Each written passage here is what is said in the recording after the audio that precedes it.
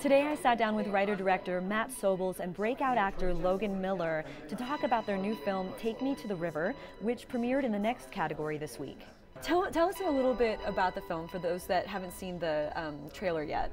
It's a little bit of a challenge to even say what it's about, besides the basic setup of a family reunion in rural conservative Nebraska, where a boy attends from California, attempting to just sort of like keep out of the fray, and he's falsely accused of abusing his cousin, and then this very cordial family reunion like devolves into chaos. You said you wanted to make a thriller that was like set in a rural area, but had the like coloring of a children's coloring book. Yes. So one idea that we were talking a lot about was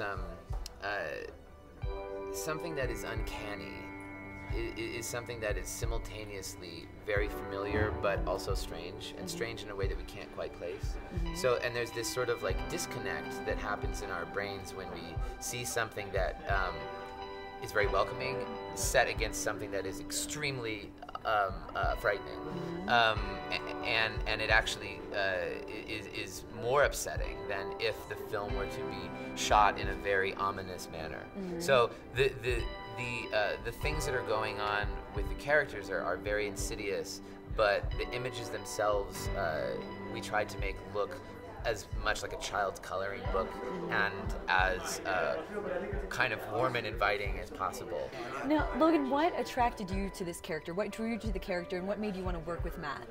I think this is a story of someone's like self-realization kind of, and like growing and figuring out that you don't know everything. I mean, teenagers always think that they know the entire world, and he comes to realize that that's completely false.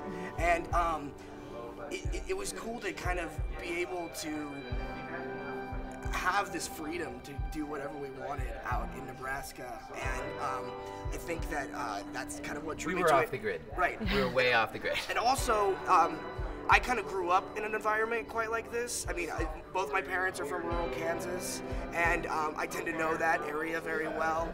And I grew up in Texas, where, you know, a lot of people sometimes aren't very accepting of like new wave thinking, or just like, you know, being an actor in the Bible Belt of Texas, where everything's football and cheerleaders, and I wasn't that. You know, I was trying to find my balance and where I belonged, and so seeing that in the script was very refreshing, and we could tell it in a fun, crazy way. Yeah.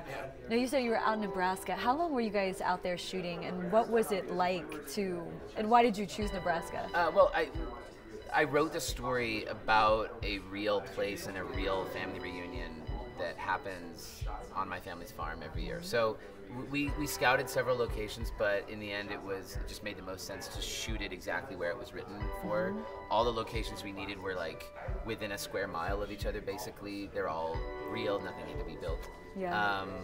And the advantage was you could turn the camera wherever, and Nebraska was really there. The disadvantage is that we were really out in the middle of nowhere. And I think like a lot of people on our crew had not experienced that, and there was like there's zero infrastructure in this part of Nebraska for filmmaking at all. So did you have internet? Or like cell phone service? No. So you we're guys internet? No internet, not like literally no roads to where we needed to shoot. Like everything had to come in by 4x4s, and like when we were down at the river, and, oh my gosh. and by horseback. We actually did shoot from horseback. Yeah. There's horseback scenes in the film. Yeah. So the cameraman is on the horse getting the shots. I would love to see the behind the scenes. There is a photo. There's a photo up on Facebook. Tune in tomorrow for How We Make Movies at StudioDaily.com. We'll be talking to Justin Kelly, director of James Franco's new film, I Am Michael.